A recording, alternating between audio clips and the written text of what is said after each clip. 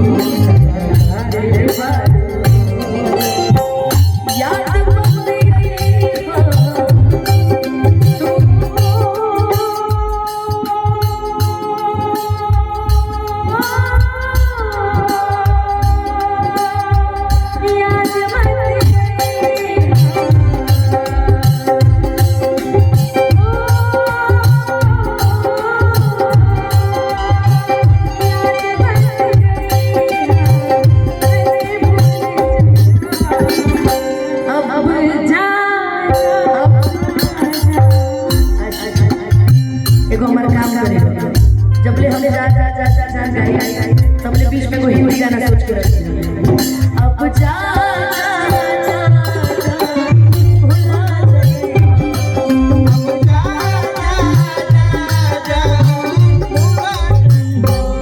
हम गाए, तुम बहुत सुंदर गा रहे हो, तुम्हारी आवाज मखमली वाली है।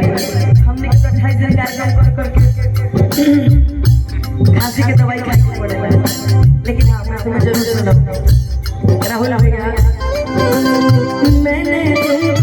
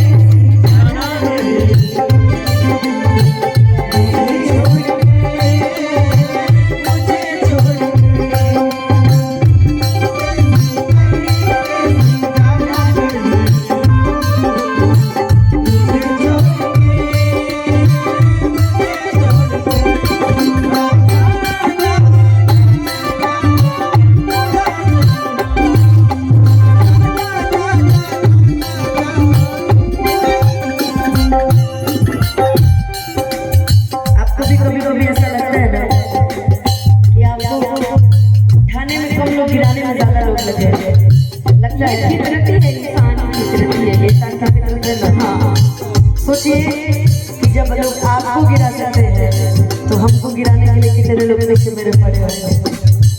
आदमी आगे क्यों बढ़ता है? ये लोग की वजह से नहीं, ये भी जरूरी है, इनकी वजह से ये भी जरूरी है। जब कोई कहे कि आपसे कुछ नहीं होगा तब करके दिखाने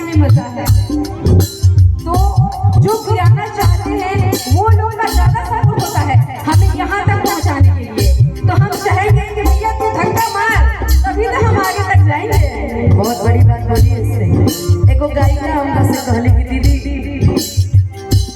मेरे दुश्मन बहुत ज्यादा हो गए हैं। कहीं पागल जिस कलाकार के दुश्मन ज्यादा होते हैं ना उससे उसकी औकात का पता चलता है। जितने ज्यादा दुश्मन है मतलब आप हमसे बहुत आगे अब दुश्मन अमिताभ बच्चन है जो अपना गर्लफ्रेंड के तिलक चढ़ाता है मेरा